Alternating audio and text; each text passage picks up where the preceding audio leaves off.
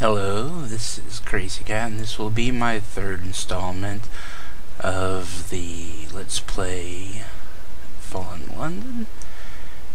And if I switch over here real quick, this is what I'll be talking about first, and this has to do with trade. I've already talked about how you can trade one item up to another, and then up to another level, and so on and so forth quite a bit. Wines is the one you can probably do the most. There's several levels and two different ways of doing it. Well, actually, there's three different ways of doing it. There's a lot of complication with wines. I think mysteries is another one that, see, there's a lot with mysteries too. But, all these have their, well, not all of them, but all the major qualities that you'll be dealing with a lot have their own tiers that go up. In each tier you can turn one into the other. But tier 3 at most of them, mysteries has 2 tier 3 items, and at that tier you can start trading one item for another. It is one of the choices you have when you click on the item. You have to spend 50 of them, and you get 51 of the next one usually. As you can see right here, you can turn the Journal of Infamy into a correspondence plaque into a Vision of the Surface into a Mystery of the Elder Continent, a Mystery of the Elder Continent into Incendiary Gossip, and so on and so on and so on. And you can just trade to whatever you want. It can take quite a few trades if you're, if it, like, say if you have Journal of Infamy and you want some strangling wine, then yeah, it could take quite a few actions, but each step along the way you're gonna get one extra bonus item of whatever one you go through. This will probably come into play later in the game, so it's pretty important, and I'll have a link up for this to be able, so you can use it. You can just go through here at the Echo Bazaar wiki and just check the ones individually, but if you really have to trade for something, this little chart I made will come in handy. The other thing I'll be doing here is working on the maladies and showing you that. So if you hold on, let me rearrange things. I'll start on. Alright, this is what happens when you go insane. You end up in a state of some confusion, which is basically some kind of hotel inside your mind or some other dimension. It's never quite clear, though there is some story to try and find the manager and make some sense of things. A lot of these maladies have things that'll make you lose points in things. Like, for example, here, if you drink from the lobby, your nightmare's quality, the higher it is or the lower it is, well, the chance will change. But if you succeed, you'll lose personality. I mean not personality, but you'll lose persuasiveness. And chatting with the guests, if you succeed, you'll lose watchfulness. And there'll be a lot of things that have this option, options for the dreams you have. Almost all of them will make you lose that dream, points in that dream. See, well, that one has an option that requires it and the other one doesn't. But most of these things will just use to help you get your nightmares down and get out of there. Well, that one increased your nightmares, but that'll happen sometimes too. As you can see, let's see if that, no, I don't have any more dreams, I guess. But, oh, no, there's one. What the thunder said. And, oh, no. The room is too small for your words. Okay. Huh. Well, you can look it up. Which one is it here? Here, and it'll tell you what all the options are if you want to cheat. But generally, the goal here is to use whatever possible means you have to get your nightmare or whatever your malady is back down to 0.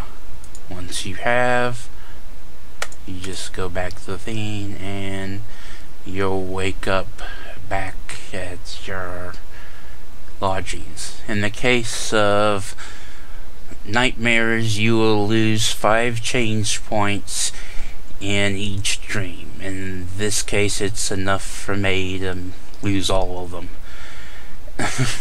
You will lose your tracking down the manager if you have any quality in it, because you can only do that while you're in the state of confusion, and you'll lose up to 4 memories of the light.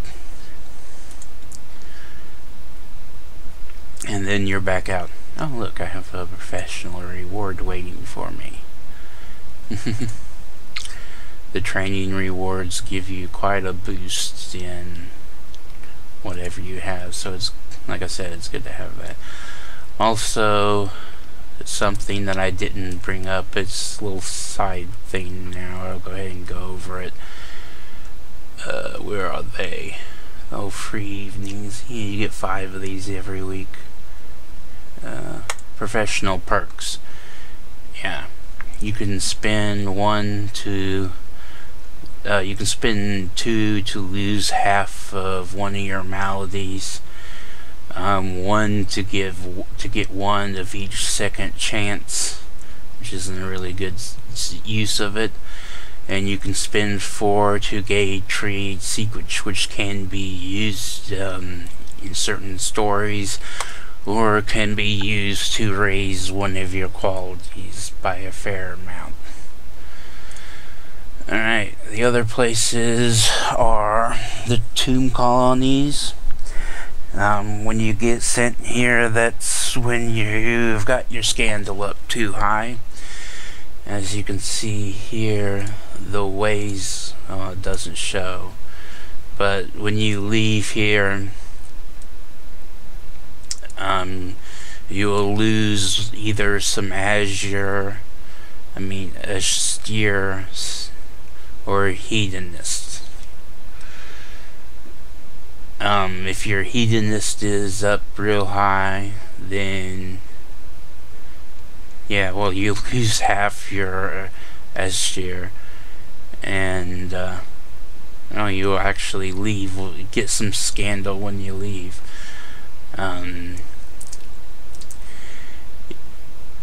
If your azure is what you leave with, then you will lose half your hedonism. And I don't quite remember what happens if you if you return home unchanged so much. When you're there, you can spend some of your influence to lower your scandal. 10 points for 3. I think they're probably all that. I don't know, 3 change points. and 10. You can basically send bribes to people, or you can write to some of your friends. Then you, of course, are the red cards. Red cards are generally the best way to lower whatever your malady is when you're stuck in one of these places. Also, when you're stuck in these places, you'll have, you can't use any of the messages that, you can't, it'll say okay, and then you go to somewhere, you can't do that. You can't use any of your items or trade or upgrade anything from one item to another. And you can't use the bazaar. That's the same for every single one of them. Things to do in Newgate Prison. Newgate Prison is the one you want to avoid over all the other ones.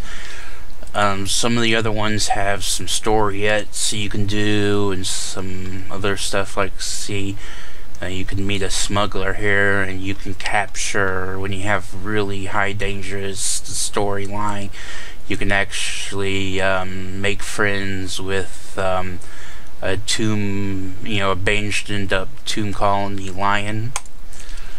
But there isn't really much to go on here at the prison. And when you get sent to the prison, you get a criminal record, and you can't get rid of that.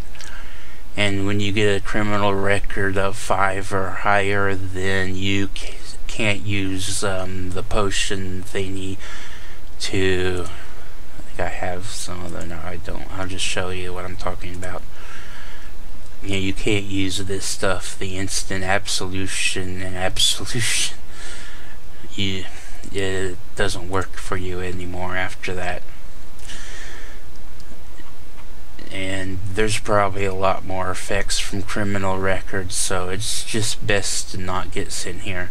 That and a great deal of the effects here are all lower stuff, more so than anywhere else. There's status and confusion. Here's the mirror marshes. The mirror marshes, you get sent here if you go insane and you have a memory of the light. There's a chance you'll end up here. You can go to the carnival and use the mirror to go here, because there are some ambitions that send you here, and there are a story or two here. And yeah, there's a fate option when you're in a state of some confusion. You leave here, of course, when you go to 0, or there's an option here that'll send you to a state of some confusion with a bit of damage. Yeah, a familiar scene. Okay, right here. Yeah, there's a lot of strange things to see here. The mirror marshes are probably one of the stranger places to end up. And you can see in the picture, it's kind of weird. A lot of mirror frames and mirrors just thrown about in a swamp. And of course the other place is a slow boat passing a dark beach on the silent river. This is what happens when your wounds get too high. You can offer the boatman a sacrifice of, I don't think you can offer him dazed rays and the visors anymore, but you can offer him sulky bats and lucky weasels for sure. But I think he takes every single one of them. Yeah, he takes all of them for only 2 change points. Not a really good deal. Another thing, you can play chess with him.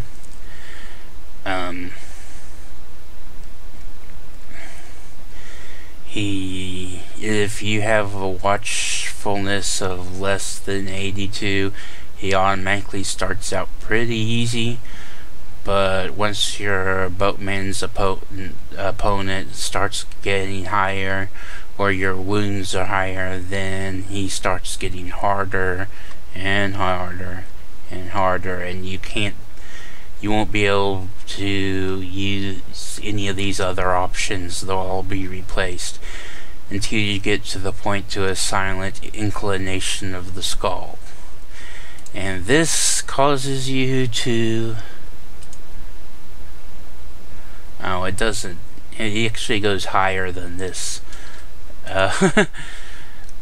Yeah. There's actually a point somewhere along the way up in the boatman's opponent of like 30 or so, where for every little bit that you lose wounds, you gain insanities, to the point that if you use chess to get yourself out, you'll become instantly insane and go to a point of confusion. And you also gain you also gain nightmares talking to it when you lose too. And you can play dice, which is like a 50-50 chance. Well, 50-50 chance. There are a storiette here with a courier for the dead, and then there's a lot of various things, the red cards to help you lower your wounds. Unless your ability to do chess with him is a really high chance of success, you probably should just wait on the red cards. And you shouldn't end up here and abuse the chess too much, because you don't want to become too familiar of an opponent with him. And I believe that's really all I have. Most of these places are things that you don't want to end up with. Oh yeah, this is the, another thing about the tomb colonies is this is the only place that doesn't automatically send you home. Most of the places, whatever you're doing, you just have to click onward or the perhaps not, and then you'll instantly be sent back. But in the tomb colonies, you have to use this home at last storiette and pick one of the options, whichever one's available to you. And that's all I have. Like I said before, the little chart I made will be posted to my Google thing, and I'll have a link at the bottom in the description. Alright, this is a little shorter than normal, but this is the only I'm trying to keep it centered around this topic. That's really all I have for today, and I hope you've been enjoying playing the game. And you can send a letter to my character to be an acquaintance if you like.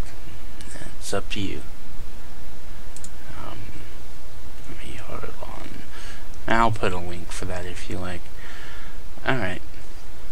Good luck on your adventures.